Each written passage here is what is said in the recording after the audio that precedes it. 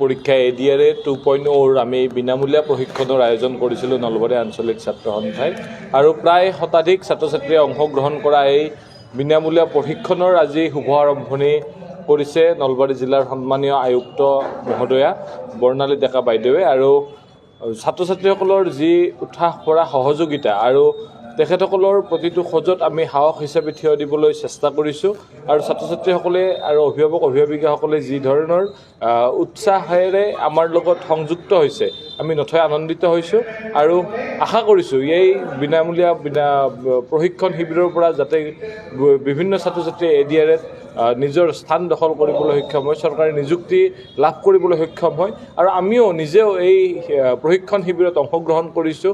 নিশ্চয়কৈ ছাত্ৰ সন্থাৰ ভালে সংখ্যক বিষয়ববীয়াই এই নিযুক্তিত যিহেতু এপ্লাই কৰিছিল, আমি আমাৰ নিজৰ বিষয়ববীয়াসকলৰ লগতে নলবাৰী জিলাৰ যিসকল নতুনকৈ এপ্লাই কৰা ছাত্ৰ ছাত্ৰীসকল আছে, পৰীক্ষাৰ্থীসকল আছে, তেখেতসকলক লগতে আমাৰো সফল সুন্দৰভাৱে এই কৰ্মশালাৰ যোগেদি যাতে আমি ভাল ফলাফল লাভ কৰিব পাৰোঁ তাৰ আশা ৰাখিছোঁ।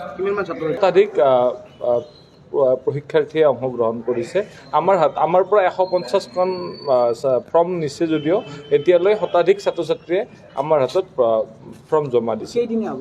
15 দিনীয়া হ'ব। যদি 15 দিন যোৱাৰ পিছত আৰু কেইটামান দিন লগা হয় তেতিয়া আমি সেই দিন বৃদ্ধি কৰিবলৈ আমি চেষ্টা চলাম।